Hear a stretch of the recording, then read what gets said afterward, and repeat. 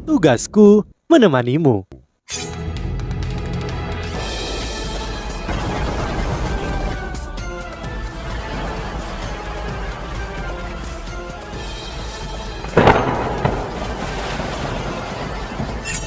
Hai sahabat Pasuk, kembali lagi bersama alur cerita versi novel Solen 2 Sekte Tang yang tak tertandingi. Jangan lupa like, subscribe, dan nyalakan tanda lonceng.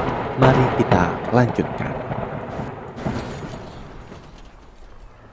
Pada akhirnya, Guru Fan Yu terus menunggu selama 6 bulan penuh. Titik cahaya keemasan tiba-tiba muncul dalam kegelapan. Cahaya keemasan menyebar dan seluruh dunia tampak diterangi. Cahaya keemasan perlahan membentuk bentuk bola. Itu adalah matahari keemasan, tapi itu adalah senja yang tersisa. Setelah cahaya paling terang bersinar, cahaya keemasan mulai berkurang dengan cepat. Matahari tiba-tiba meledak dan menjadi bola kembang api, meletus di langit, namun langit tidak menjadi redup. Mata vertikal keemasan besar menggantikannya dan mengawasi lautan sebagai gantinya. Aura seperti penguasa langsung menenangkan seluruh lautan.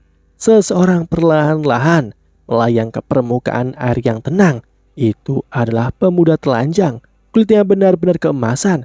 Ketika dia muncul, mata vertikal di langit bersinar dengan cahaya keemasan. Cahaya ini dengan lembut mengangkat tubuhnya dari permukaan air. Orang ini perlahan berdiri tegak, tertutup cahaya yang dipancarkan dari mata vertikal. Dia perlahan membuka matanya. Ketika dia membuka matanya, lautan emas yang tak terbatas sedikit redup, sedangkan cahaya paling terang di dunia bersinar di depannya.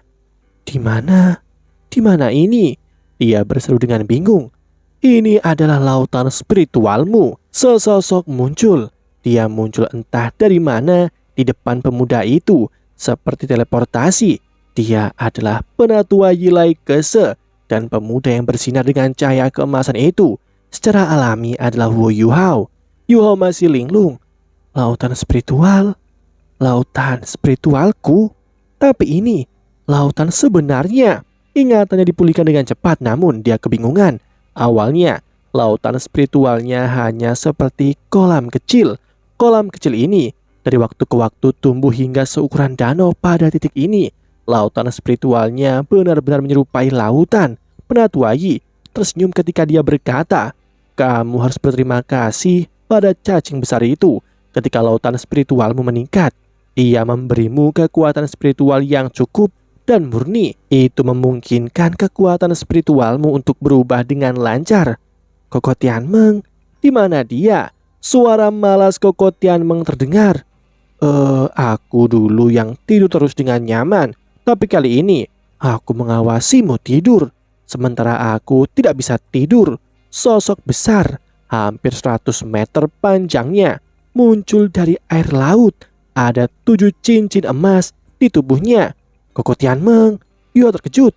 Dia muncul di depan Koko Tianmeng. Koko Tianmeng melihat sedikit dan berkata, "Jangan marah pada aku malu." Suara marah terdengar setelah itu, "Omong kosong, kau berkulit tebal. Bagaimana mungkin kau bisa malu?" Sosok besar lainnya muncul dari air laut. Itu adalah Permaisuri Es. Pada titik ini, panjang tubuh Permaisuri Es juga meningkat sekitar 30 meter. Namun, penampilannya tidak menyebabkan kegemparan besar di lautan spiritual Yuhao. Yuhao terkejut ketika dia berkata, "Permaisuri Es, Koko Tianmeng, kapan tubuh kalian berdua menjadi begitu besar?" Koko Tianmeng terkekeh dan berkata, "Ketika lautan spiritualmu berubah, kekuatan yang bisa kami lepaskan di sini meningkat." Yuhao memasang ekspresi pahit saat dia melihat Penatua Yi, Permaisuri Es, dan Koko Tianmeng. Dia berkata, "Aku bingung. Kalian harus memberitahuku apa yang terjadi. Aku hanya ingat memasuki meditasi mendalam setelah aku bertarung dengan Chi Chuechen. Setelah itu, aku tampaknya berpikir sebentar sebelum aku turun ke dalam kegelapan sampai sekarang." Koko Tianmeng berkata, "Biarkan Penatua Yi memberitahumu lagi pula. Dia juga manusia. Kata-katanya akan lebih jelas bagimu." Penatua Yi berkata secara akurat, "Kekuatan spiritualmu mengalami transformasi. Tidak ada yang bisa membantumu dengan ini. Kamu hanya bisa mengandalkan diri sendiri untuk ini. Setelah itu, kultivasi kekuatan jiwa dan kekuatan spiritual seseorang adalah pengalaman yang unik. Tidak pernah sama bagi siapapun satu sama lain. Itu sebabnya aku hanya bisa memberitahumu transformasi apa yang telah kamu alami. Seperti yang kamu lihat, lautan spiritualmu telah mengembang seukuran samudra. Untuk tingkat kekuatan spiritual yang demikian, aku menyebutnya samudra tanpa batas. Mulai sekarang, kekuatan spiritualmu telah mencapai tingkat yang membuatnya dapat didaur ulang. Dan karenanya, tak henti-hentinya, meskipun kamu belum berada di level yang sangat tinggi, kamu akan mengalami kemajuan lebih lanjut. Aku pikir kita dapat mengatakan bahwa kamu telah mencapai langkah penting dalam kultivasi spiritualmu. Aku tidak benar-benar setuju dengan pendapat cacing kalajengking dan nona salju di masa lalu. Meskipun aku percaya kamu akan memiliki banyak kesempatan di bawah bimbinganku, masih sedikit terlambat ketika kamu mulai jalur kultivasi yang benar. Aku mulai berlatih penujuman ketika aku berusia 5 tahun dan membangun fondasi yang kokoh untuk diriku sendiri. Tetapi setelah transformasi ini, aku dapat mengatakan bahwa menjadi dewa bukanlah mimpi. Dengan fondasi spiritual tanpa batas ini, bagaimanapun jiwa bela diri utamamu adalah tipe spiritual.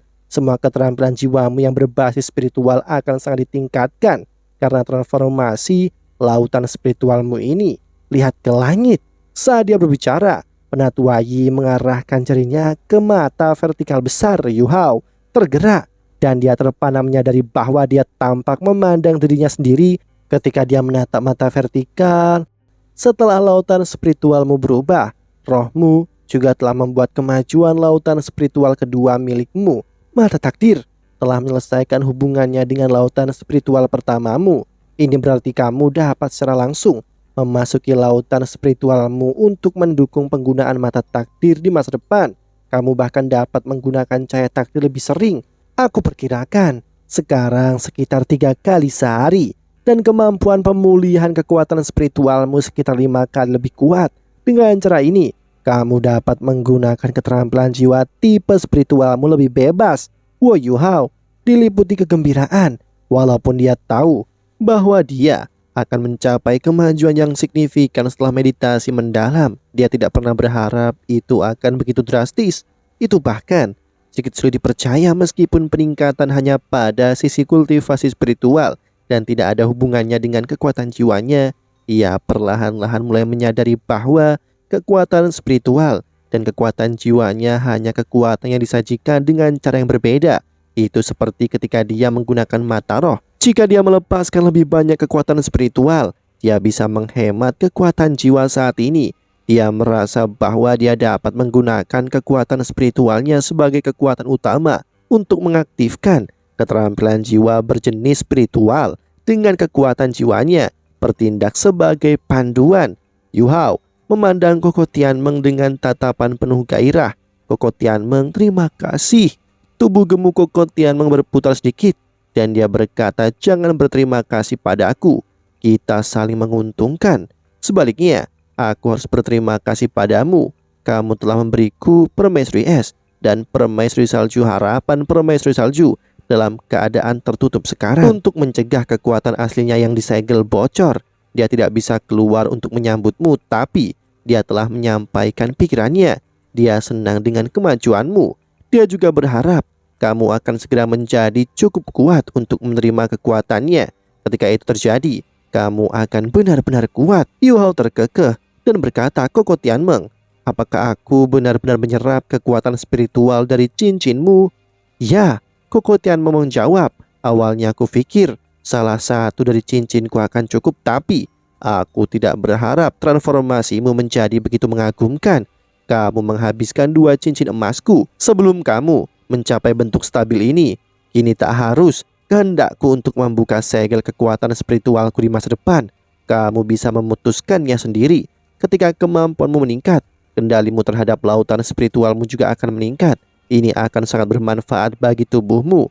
Tetapi efeknya hanya pada awal. Aku harus memberitahumu sekarang bahwa perubahan tidak akan begitu drastis di masa depan. Namun, kamu pasti perlu waktu untuk beradaptasi. Saat kamu bangun, untungnya kamu masih memiliki emas kehidupan. Jika tidak, kamu akan berada dalam masalah. Yu Hao bingung ketika dia bertanya, masalah? Masalah apa? Permaisuri es berkata, Ketika lautan spiritualmu meningkat dan kultivasimu meningkat, kekuatan jiwamu juga akan meningkat. Namun, jiwa bela dirimu yang kedua adalah esku. Ini meningkat dengan kecepatan yang sangat berbeda dengan mata rohmu, yang mungkin menyebabkan beberapa beban berat pada tubuhmu. Kekuatan jiwamu akan menjadi sedikit tidak stabil. Karena itu, kamu harus berkultivasi dengan sabar untuk jangka waktu tertentu. Setelah kamu pergi dan kamu bangun, sehingga kamu dapat memperteguh kemampuanmu. Tapi aku punya kabar baik untukmu. Masalah yang kamu bayangkan sebelumnya telah diatasi. Yu Hao terkekeh dan berkata, "Itu bagus, terima kasih, Permaisuri Es." Penatua Yi berkata, "Baiklah, sekarang saatnya kamu kembali. Kamu sudah lama bermeditasi." Mereka benar. Setelah kamu bangun, kamu perlu waktu untuk beradaptasi. Tidak peduli apa kondisi tubuhmu, kamu harus sabar. Dengan kekuatan hidup yang luar biasa dari emas kehidupan, pemulihan yang lambat adalah pilihan terbaikmu. Yu Hao mengangguk. Dia mengangkat tangannya untuk menggaruk kepalanya dan bertanya, "Tetapi bagaimana aku meninggalkan lautan spiritual yang tak terbatas ini?" Penatua Yi membentaknya, "Ini dunia spiritualmu. Kamu bisa mengendalikan semuanya di sini." "Oh, itu sederhana." Yu Hao sedikit malu saat dia tertawa. Setelah melambaikan tangan ke Penatua Yi, Permaisuri Es dan Koko Tianmeng, dia membuka matanya. Sudah waktunya untuk bangun. Guru Fan Yu duduk bersila di depan Yu Hao. Dia mulai terbiasa menunggu seperti ini setelah setengah tahun. Setiap hari dia tinggal bersama Yu Hao untuk bermeditasi. Terkadang He Caito akan menggantikannya. Selain He Caito, dia benar-benar tidak bisa mempercayai orang lain. "Hah?" Tatapan Guru Fan Yu melintas ketika dia menyaksikan Yu Hao. "Dia tampaknya bergerak. Apakah aku melihat sesuatu?" Guru Fan Yu berpikir bahwa dia melihat sesuatu ketika tubuh Yu Hao sedikit bergerak. Bagaimanapun, dia telah menunggu terlalu lama. Ini setengah tahun. Yu Hao telah duduk di sana tanpa bergerak selama setengah tahun. Namun Guru Fan Yu segera menyadari bahwa dia tidak melihat apa-apa. Dia telah duduk di sana selama setengah tahun, tidak ada yang berani menyentuhnya. Juga karena takut mengganggu kultivasinya. Yu Hao tidak hanya tertutup debu, dia dilapisi dengan lapisan oksida. Dia seperti sosok tanah liat. Guru Fan Yu berdiri dengan tergesa-gesa dan maju beberapa langkah. Dia menatap Yu Hao. Yu Hao memang pindah.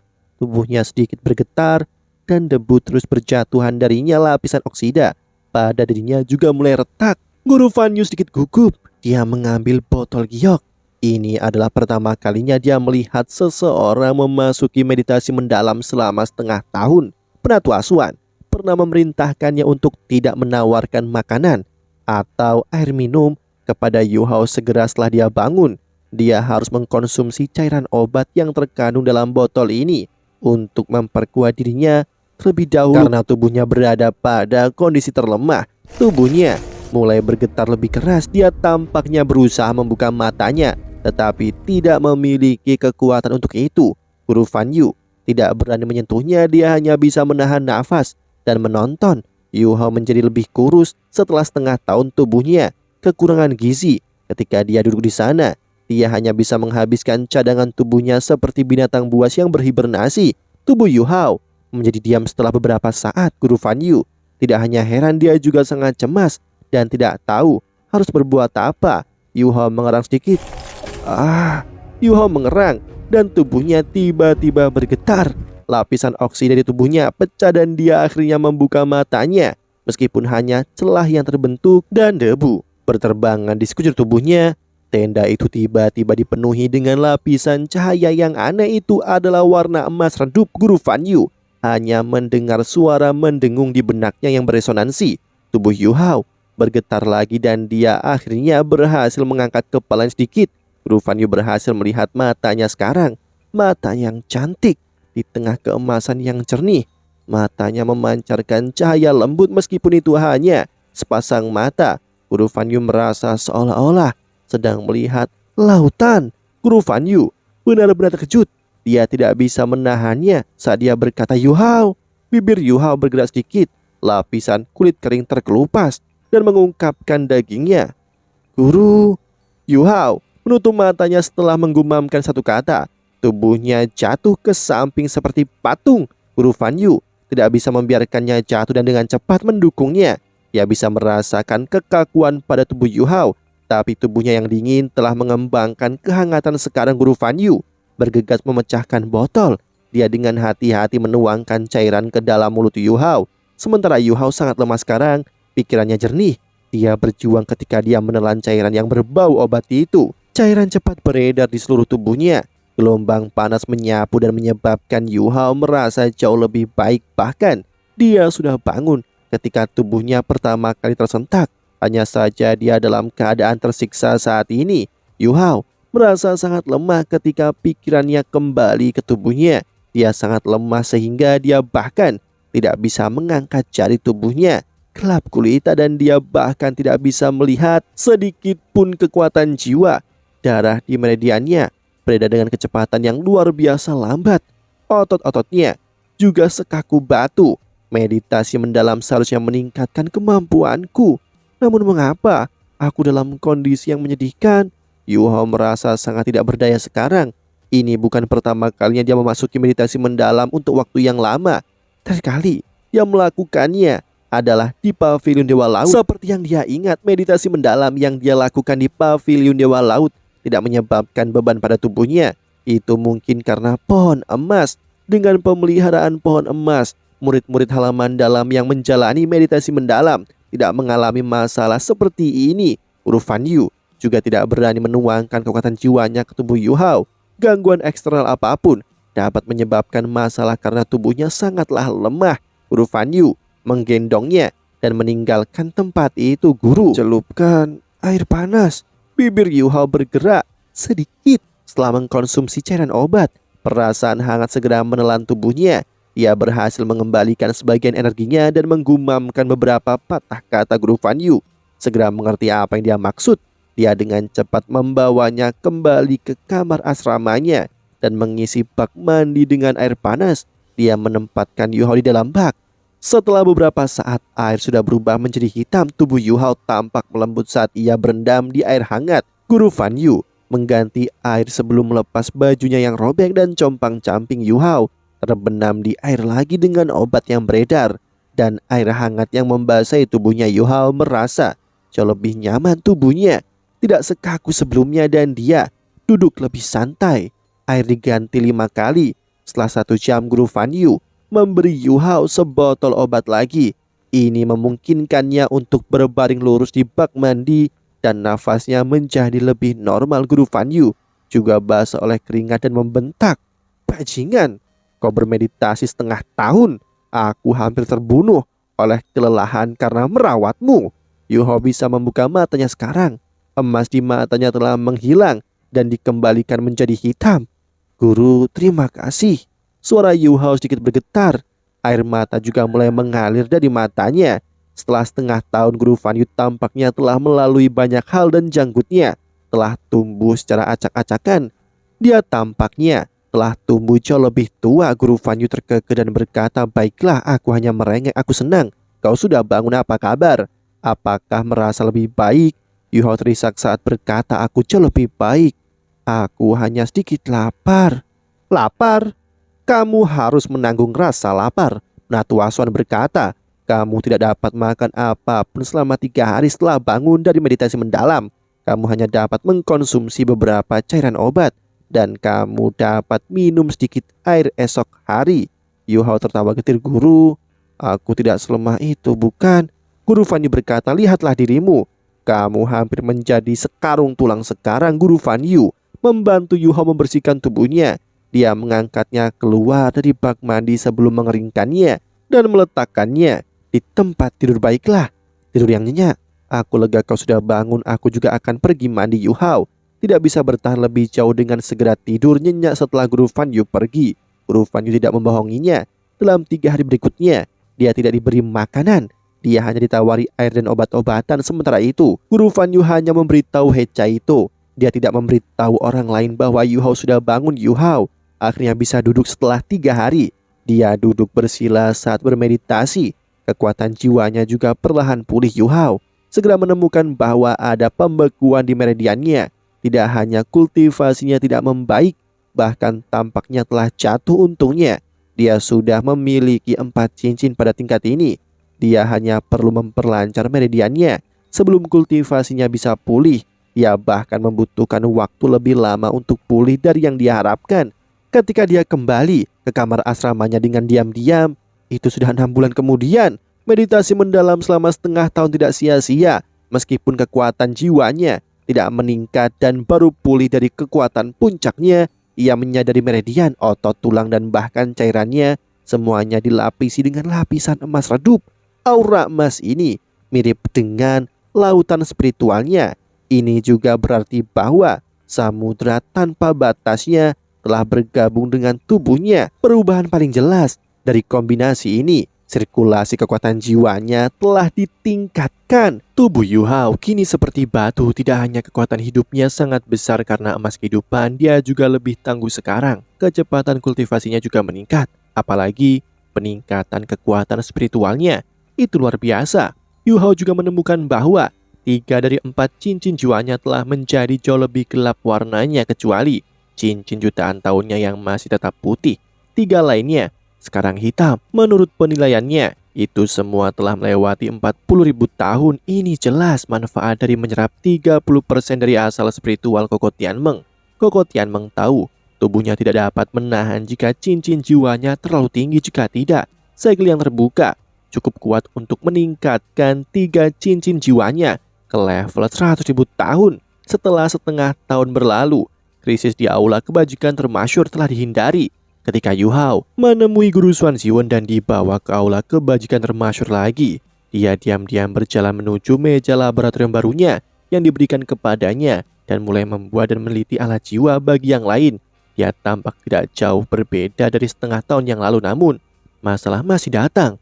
Yu Hao meninggalkan aula kebajikan termasyhur setelah dia menyelesaikan 1 hari penelitian. Ketika dia berjalan menuju asrama, dia memikirkan apa yang telah dia peroleh hari ini. Ketika dia akan memasuki asrama, dia terkejut oleh sesuatu. Dia membalikkan tubuhnya ke arah lain. Ji Juechen dari sudut yang gelap dan sunyi. Ji Juechen berjalan perlahan saat dia memegang pedang meteor luar angkasa. Dia tampak sejuk dan menyendiri seperti biasa dibandingkan dengan setengah tahun yang lalu. Auranya tampak jauh lebih tajam sekarang.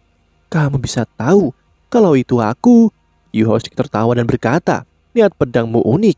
Ji Juechen mengangguk pada Yu Hao dan berkata, terima kasih. Untuk apa? Yu Hao bertanya.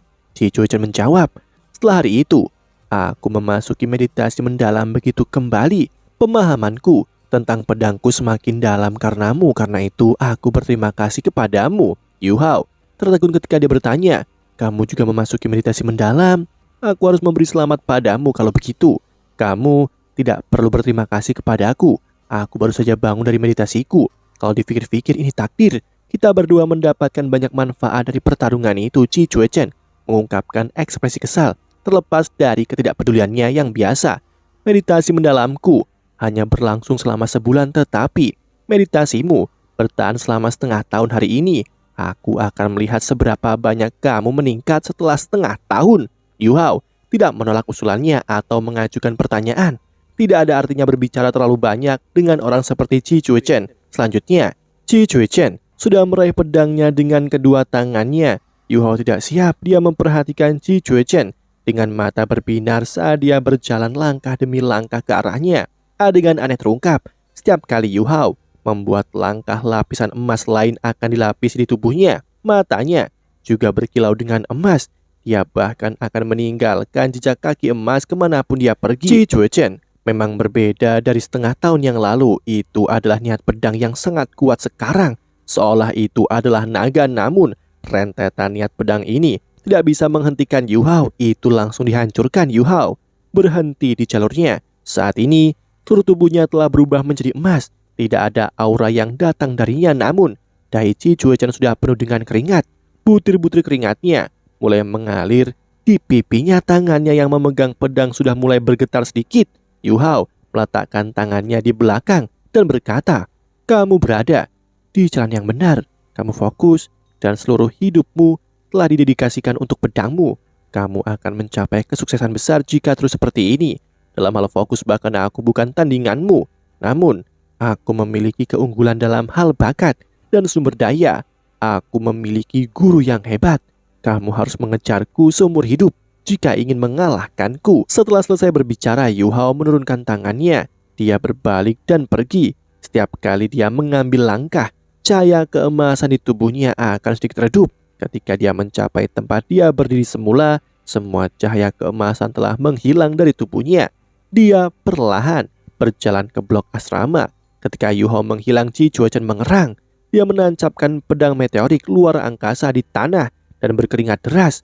Niat pedangnya menghilang seketika. Ketika Yu Hao berjalan ke arahnya, dia bisa dengan jelas merasakan dia seperti penguasa yang mengesankan. Aura seperti penguasa berhasil mengalahkan niat pedangnya. "Kamu harus mengejarku seumur hidupmu jika ingin mengalahkanku." Kalimat ini terjebak di kepala Chi Chuachen. Tubuhnya mulai bergetar sedikit ketika dia memikirkannya. Dia berdiri di sana dengan tenang selama 15 menit. Ketika dia mengangkat kepalanya lagi, tatapannya penuh tekad memenuhi matanya. "Aku di jalan yang benar. Bahkan jika aku harus mengejar dengan seluruh hidupku, aku akan melakukannya. Dia adalah target yang aku temukan." Setelah dia selesai berbicara, nyala api naik di matanya. Dia melihat kemana Yu Hao menghilang. Setelah itu, dia berbalik dan menghilang ke dalam kegelapan. Yu Hao sedikit menggelengkan kepalanya ketika dia memasuki blok asrama. Dia juga menyadari bahwa Chi Chuachen telah menemukan cara untuk menyatukan pikiran spiritual, niat pedang, dan kekuatan jiwanya. Meskipun berbeda dari keturunan berdaulat yang diajarkan oleh penatuamu, itu masihlah unik. Jika dia terus seperti ini, dia mungkin bisa menghasilkan keturunan berdaulat lain. Chi Chuachen tampaknya tidak terlalu kuat dalam hal bakatnya, namun jika mereka berusaha keras untuk bertarung, Yu Hao tahu bahwa dia tidak mungkin untuk menang. Kesenjangan dalam kultivasi mereka terlalu besar. Selain itu, pedang Chi Chuachen sangat cepat dan ganas. Masih belum berakhir, Yu Hao menurunkan alisnya. Saat dia melihat ke arah depan, "Persepsimu sangat akut." Suara samar terdengar. Seorang wanita keluar dari sudut.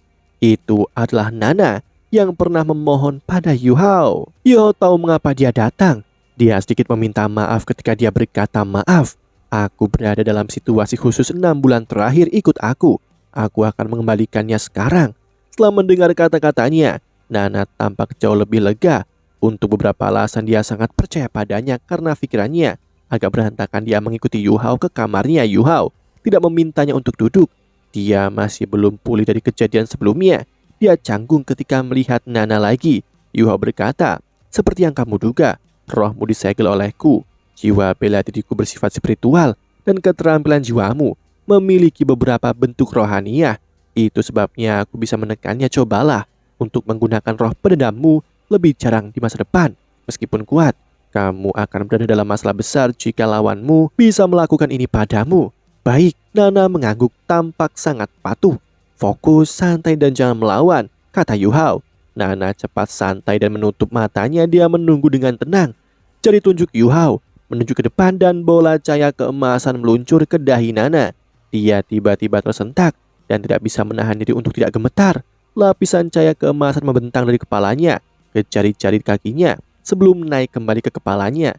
Yu Hao menarik tangan kanannya dan memperhatikan dengan cermat. Penatu Yi telah mengajarkan kepadanya metode ini untuk mengembalikan jiwanya, tetapi ini pertama kalinya dia menggunakannya. Dia juga sedikit cemas. Untungnya Nana pulih dengan cepat ketika dia membuka matanya lagi. Cahaya keemasan melintas di mata mereka. "Selesai?" Yu Hao bertanya. Nana mengangguk cepat dan bersemangat. "Rohku terasa jauh lebih kental. Bahkan jiwa bela diriku terasa lebih kuat.